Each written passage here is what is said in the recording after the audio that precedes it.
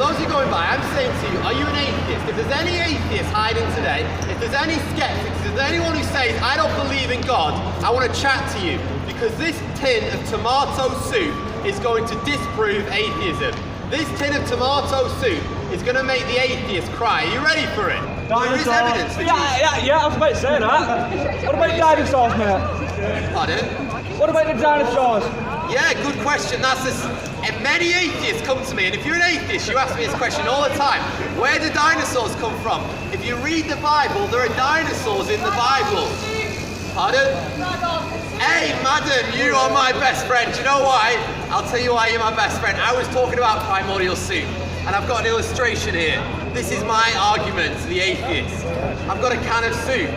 Now, many people say that we came from primordial soup. Now, imagine I pour this soup on the floor for the atheist, and then someone stands on it. Do you think everyone's going to start getting upset and saying, the poor soup?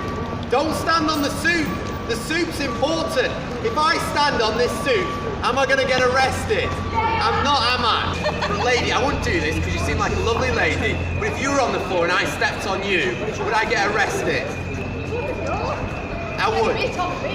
Yeah, I'd probably get back, but it's wrong, isn't it? If we step on people, it's wrong. But if we step on soup, it's not wrong. So my question to the atheist is, pardon? Yes, but you know what I'm saying? Why is it that you are more valuable than bacteria, than primordial soup, than primordial slime? Why are you more valuable than that? You have a brain, okay. So at what point did you become more valuable? Do you have a conscience? Do you believe you've got a conscience? I believe in God. I don't think Jesus was the Son of God. Okay, so you believe in God, so that's good. So you're not an atheist, okay, so okay, right, well, that's good. So if you don't believe Jesus is the Son of God, that's really important. Because Jesus said, I am the way, the truth, and the life. No one can come to the Father except through me. So you need to put your trust in Him, you need to come to Him. That's what I'm saying to people today. Think about it. He does love you.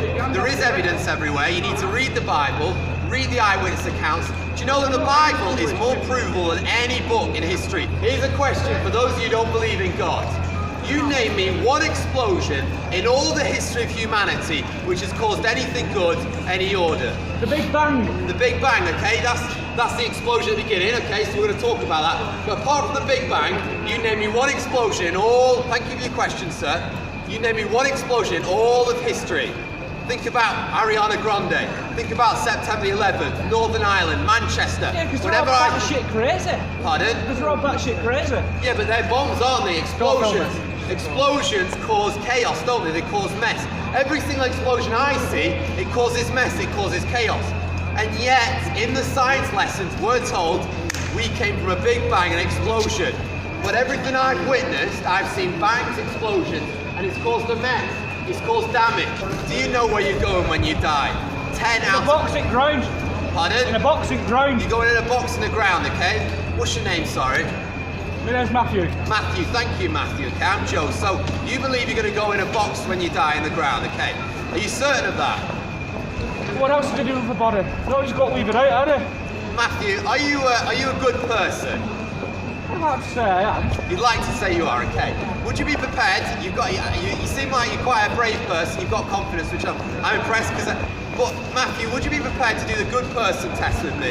Go on, then. Okay, so Matthew, have you ever told lies before? Yeah. Yeah, I've told lies as well. So what does that make us if we've told lies?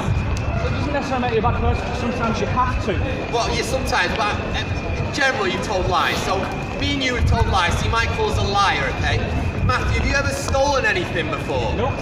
Never once? Nope, not What about once. downloading music on the internet illegally? Nope, use Spotify. You don't use Spotify. What about at work being lazy? No? No, you're a good man. I've stolen before. I'm sorry, I have. Okay, what about this? Have you ever used God's name as a swear word? So, say I fell off this ladder and I banged my knee, I might say, oh my God, or I might say, Jesus Christ. Have you ever done that before, Matthew? Every day. Every day.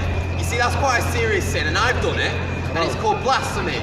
And the God which has given you your next breath, you're using His name as a swear word, you're associating as disgust. Now, if God judges you by the 10 Commandments, do you think you'll be innocent or guilty? End of the day, it doesn't affect me. Well, do you, just supposing God exists, okay, do you think by that standard you'll be innocent or guilty?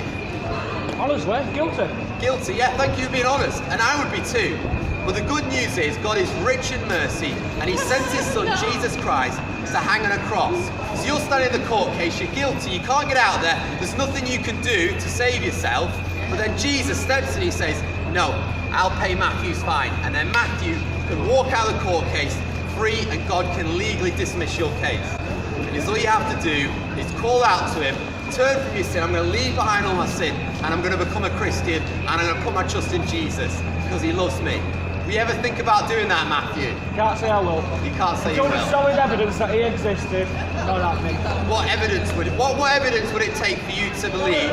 So Matthew's saying he wants some evidence to believe in God. What evidence would it take for you to believe there is a God? So what evidence? Have you heard of Napoleon? Do you know that millions followed Napoleon? 10,000 went to war with Napoleon.